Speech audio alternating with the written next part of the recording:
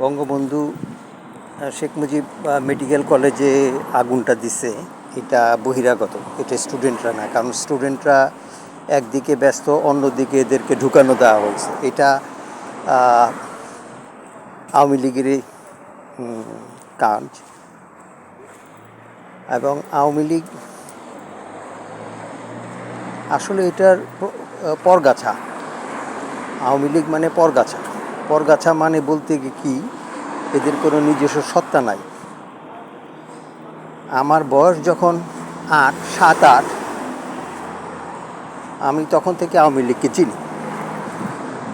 মাওলানা Abdul Hamid Khan ভাসানীকে dodging করে শেখ মুজিব আলাদা হয়ে গেল এবং ওনাকে যথেষ্ট পরিমাণ অন্যায় এবং বেয়াদবি করেছে।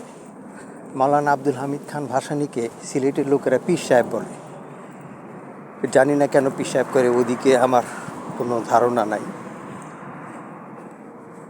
তো ভাসানী সাহেবকে একটা পত্রিকা প্রকাশ করছিল হক কথা। তো ওইখানে তিনি প্রায় সত্য কথা বলতেন শেখ মুজিবের ভুল ত্রুটিগুলি নিয়ে। তখন প্রায় শেখ মুজিব বলতেন যে মাওলানা লাল ঘোড়া দাবড়ায় দেব। তো তখন থেকে আওয়ামী লীগের এই ভাষাগুলা আমার মনে গেঁথে আছে।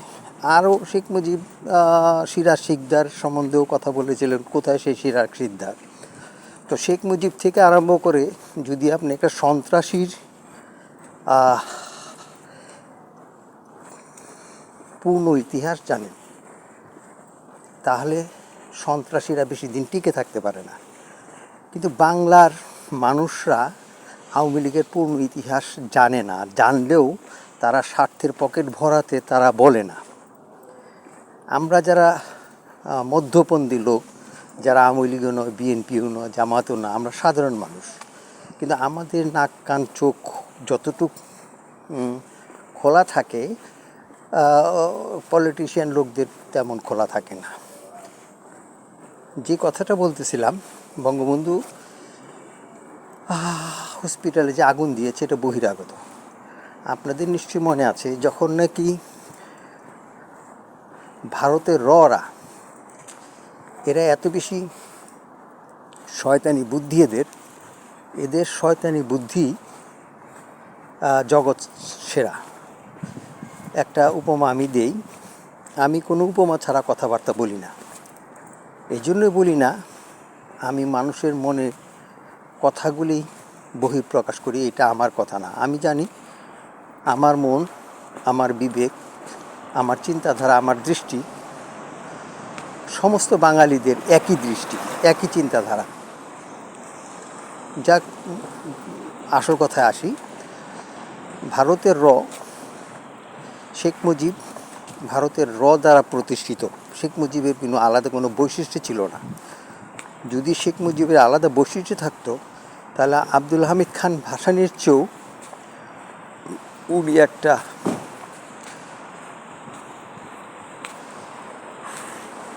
ভালো পজিশনে থাকতেন। যেহেতু 1947 থেকে ভারত বিভাজনের পরে এই সমস্ত যে হিন্দু জমিদারগুলা, পণ্ডিত, পলিটিশিয়ানগুলো যখন ভারতে চলে যায়, তখন থেকেই রয়ের শক্তি বৃদ্ধি পায়।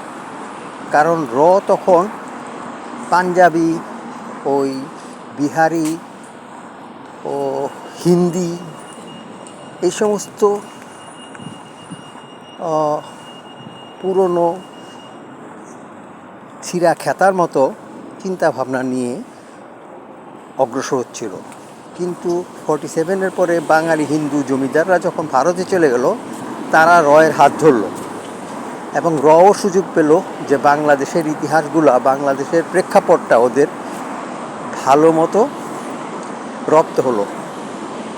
মুদ্রা কথায় আসি, যখন নাকি পাঞ্জাবের কৃষি আন্দোলন দিল্লি আক্রমণ করে, দিল্লি কি পুরো অস্ত করে তারা দখল করে নিল, ওই মুহূর্তে চট করে 5 মিনিটের একটা শয়তানি বুদ্ধি সমস্ত আন্দোলনকে নস্যাৎ করে দিল। সেই আন্দোলনটা কি? ওই ভারতের যে পার্লামেন্ট হাউস বা জাতীয় কোনো পার্লামেন্ট হাউস এর যে মিনারে সে খালিস্তানের একটা ফ্ল্যাগ উড়াইয়া দিল। এটা রয়েরই লোক দিয়ে করাইছে এবং সমস্ত ভারতকে দেখাইলো যে পাঞ্জাব ভারত দিল্লি আক্রমণ করে দখল করে ফেলছে এবং পাঞ্জাব আলাদা খালিস্তান স্টেট ডিক্লেয়ার করেছে। এতে ভারতের টোটাল সাপোর্টের থেকে পাঞ্জাব বিচ্ছিন্ন হয়ে গেল। এইরকমই আমাদের বাঙালিদেরকে ভারত ভেবেছিল যে আমাদেরকে তারা পরাস্ত করে দেবে। এখনও আমি সন্দেহাতীত যে যত পর্যন্ত শেখ হাসিনাকে অ্যারেস্ট করে বন্দি করে না রাখা হয়, ভারতের হাতে তুলে দিলে ভারত আরও বেশি চক্রান্ত করার সুযোগ পাবে। সুতরাং শেখ হাসিনাকে আমাদের হাতে রাখতে হবে। আর আর্মিদেরকে বলছি, বাংলাদেশের আর্মির যে জওয়ানরা তারা শোষিত। ওই শেখ মুজিব একটা প্রায় বলতো যে আমরা শোষক এবং শোষিত জাতি, আমরা শোষিতের পক্ষে। চোরের মুখ দিয়ে সত্য কথা বের হয়ে যায়, মাইট ঠেলায় অনেক সময় চোর সত্য কথা বলে দেয়। তো সে যদি শোষিতের পক্ষে হয়ে থাকে, এখন বর্তমান জওয়ানরা যদি আমাদের পক্ষে থাকে, এতে তো শেখ মুজিবেরই কথা। যাক, বড় বড় কথা বলার দরকার নাই। এখন আমরা খুব কঠিন মুহূর্তে আছি। আমাদের তৈরি থাকতে হবে যে দিল্লির সেই খালিস্তানের পতাকার মতো আচমকা কোনো একটা শয়তানি বুদ্ধিতে আমরা না হয় দিশাহারা না হয়ে যাই। আমাদের তরুণরা যে ইতিহাস সৃষ্টি করেছে এটা বিরল, এবং আমাদের বাঙালি যতদিন বেঁচে থাকবে এই ইতিহাস দিনকা দিন এটার উজ্জ্বল থেকে উজ্জ্বলতর হতে থাকবে। কারণ মুক্তিযোদ্ধার ইতিহাস বিকৃত হয়েছে, কারণ ওইখানে প্রকৃত মুক্তিযোদ্ধাদেরকে অসম্মান করা হয়েছে। আওয়ামী লীগের পতন হয়েছে কারণ প্রকৃত আওয়ামী লীগদেরকে নিয়ে শেখ হাসিনা চলাফেরা করেনি। তেমনি আমরা কিন্তু বিলুপ্ত হওয়ার জন্য কোনো রকম রাস্তা খালি রাখিনি। আমাদের কোনো নেতা নেই, আমাদের কোনো সংগঠন বিবৃতি নেই, আমাদের অবস্থা বুঝে ব্যবস্থা। আমাদের ছাত্ররা যেভাবে পরিকল্পনা করে 2-4টা রয়কে তারা জন্ম দিতে পারে। তবে শয়তানের বুদ্ধির থেকে আমরা সবাই সজাগ থাকি।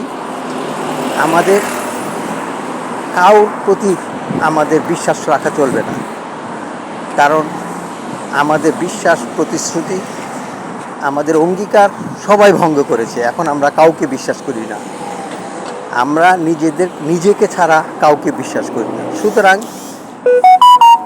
বাঙালি জাতি সাবধান। এই আর্মিদের উচ্চতর অফিসাররা রয়ের লোক এবং রয়ের দ্বারা শয়তানি পরিচালিত হতে পারে। আপনারা এতে বিভ্রান্ত হবেন না। সবাইকে একটা সাবধান বাণী করে দিচ্ছি। ধন্যবাদ।